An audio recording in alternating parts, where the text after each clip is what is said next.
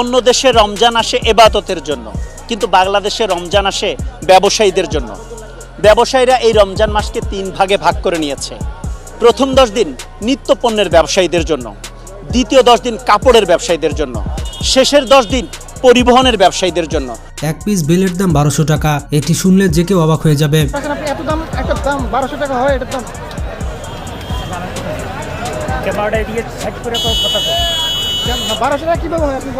বন্ধুরা, রমজান মাসে শয়তান বন্দী থাকলেও বাংলাদেশের কিছু ব্যবসায়ীদের ওপর তার দায়িত্ব দিয়ে গিয়েছে, যার কারণে দেশের বাজারের এই অবস্থা। বাংলাদেশে বর্তমানে এক পিস বেলের দাম 1200 টাকা, আর গরুর মাংসের দামে বিক্রি হচ্ছে তরমুজ। আর এভাবে ক্ষুধার্থ হাইনারূপী একদল সিন্ডিকেটের কাছে জিম্মি হয়ে আছে বাংলাদেশের মানুষ, যার কারণে 40 টাকার বেগুন কিনতে হচ্ছে 100 টাকায়। লেবুর দামে কেনা যাচ্ছে পোলাওয়ের চাল। রমজান মাসে শয়তানকে বন্দী করা হলেও শয়তানের দোসর হয়ে গরিব মানুষের উপরে রীতিমতো ডাকাতি করছে সব অসাধু ব্যবসায়ীরা।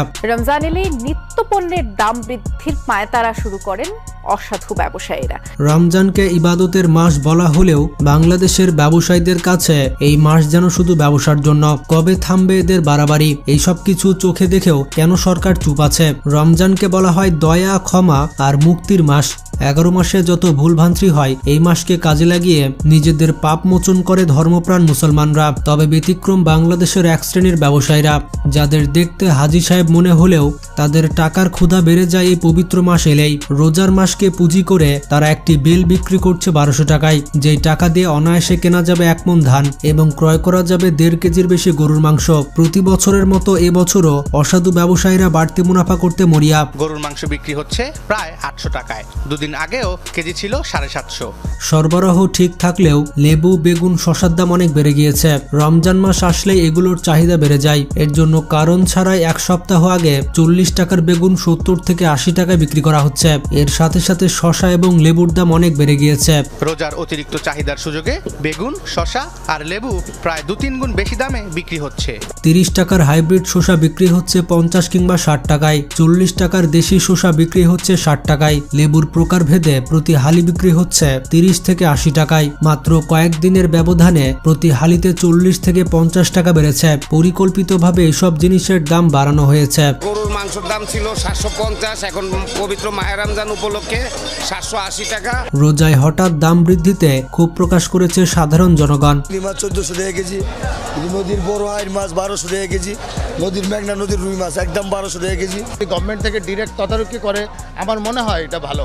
প্রতি বছরের মতো এবারও এই অসাধু ব্যবসায়ীদের কাছে জিম্মি হয়ে আছে পুরো বাংলাদেশের মানুষ। পবিত্র রমজান মাসে নিম্নবিত্ত কিংবা মধ্যবিত্তদের অবস্থা একেবারে শোচনীয়। বিশেষ করে সেহরি এবং ইফতারিতে নিম্ন মধ্যবিত্তদের পেট পুরে খাওয়ারই সুযোগ নেই। দ্রব্যমূল্য আকাশ ছোঁয়া। রমজানে তাদের দুর্ভোগের মাত্রা অনেক বেড়ে যায়। এভাবে যদি মুরগির দাম বাড়ে তাহলে আমাদের খাওয়ার জন্য কষ্ট হয়ে যায় আর কি। 80-90 ব্রয়লার, সোনালী 270 আছে। খেটে খাওয়া মানুষদের জন্য এই দিন অনেক কষ্টে যায়। সবার সামর্থ্য সমান নয়। অনেকে রোজা রেখে ইফতার সামগ্রী জোগাড় করতে রীতিমতো হিমশিম খাচ্ছেন। এতে সবথেকে বেশি দুর্ভোগের শিকার হচ্ছেন স্বল্প ও নিম্ন আয়ের মানুষ।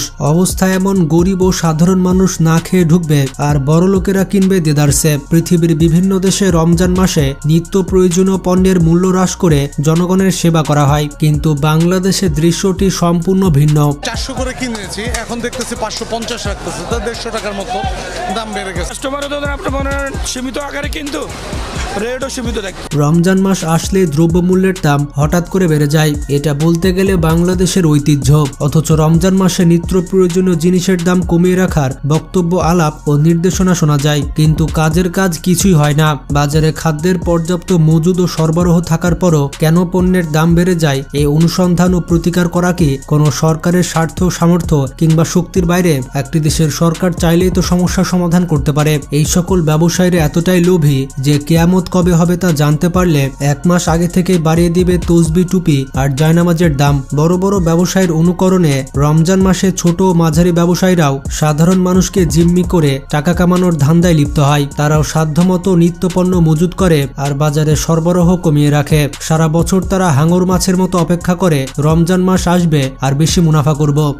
ভাই আমাদের এখানে দাম একটু বাড়তি, তুলনামূলক আগের চাইতে 20 টাকা 30 টাকা বেশি। এতে ব্যবসায়ীরা সাময়িক লাভ করতে পারলেও সবথেকে বেশি সাধারণ মানুষেরা ক্ষতিগ্রস্ত হয়। জাগতিক লাভের মানসিকতার কারণে তাদের নীতি নৈতিকতা ও ধর্মীয় অবস্থান প্রশ্নবিদ্ধ হয়। এত কিছুর পরও প্রতি বছর রমজানের আগে মুনাফালোভী কিছু ব্যবসায়ী নিয়ম নীতি উপেক্ষা করে দ্রব্যমূল্য বাড়ানোর চেষ্টা করতেই থাকে। কঠোর আইন ও পর্যাপ্ত নজরদারি ছাড়া ব্যবসায়ীদের এমন অনৈতিক কর্মকাণ্ড কোনোভাবেই থামানো সম্ভব নয়। কিন্তু সরকারি এবং স্থানীয় প্রশাসনের মনিটরিং এর ক্ষেত্রে যদি কোনো রকম অভাব থাকে কিংবা কর্তৃপক্ষই যদি অর্থের বিনিময়ে দুর্নীতিবাজ হয়, তাহলে বাজারে দুর্বৃত্তদের রোধ করবে কে? মাসে 320 টাকা ছিল, এটা এখন 350 টাকা করে নিলাম। পবিত্র রমজান মাসকে যেমন রহমত, মাগফিরাত আর নাজাতের মাস ধরা হয়, ঠিক তেমনি বাংলাদেশের ব্যবসায়ীরা এই মাসকে 3 ভাগে ভাগ করেছে। প্রথম 10 দিন নিত্য প্রয়োজনীয় ব্যবসায়ীদের জন্য এবং দ্বিতীয় 10 দিন কাপড় ব্যবসায়ীদের জন্য, যারা সারা বছরের মুনাফা করে নিবে এই 10 দিনে। চলে আপেলো 90 হইতে 100 টাকা কেজি, খিরাই চলে আপেলো 50 থেকে 60 টাকা কেজি। আর শেষের 10 দিন নিজের পকেট ভারী করার জন্য নিয়েছেন বাংলাদেশের পরিবহন ব্যবসায়ীরা।